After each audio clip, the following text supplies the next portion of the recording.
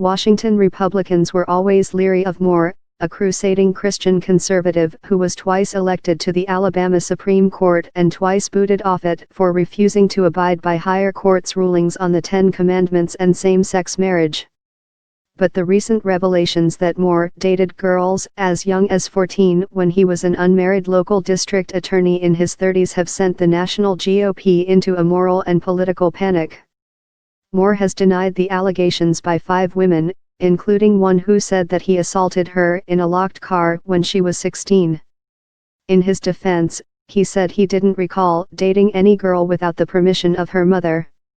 Alabama is an overwhelmingly Republican state where President Trump got 62% of the vote. But Moore is not as universally popular as his 2 election wins might suggest. He previously lost 2 Republican gubernatorial primaries, and in his last judicial election he got just 52% of the vote, underperforming that year's GOP presidential nominee, Mitt Romney, by 9 points. Moore has a committed base of religious voters, particularly in rural Alabama.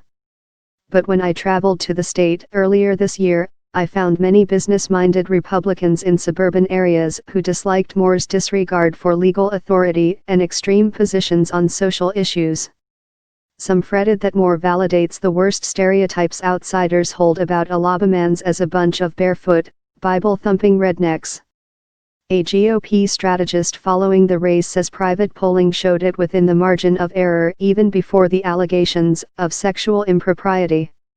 Polls in Alabama show a close race, with neither candidate topping 50%. The Democrat Doug Jones is a well-credentialed former prosecutor who has begun airing ads about the Moore allegations.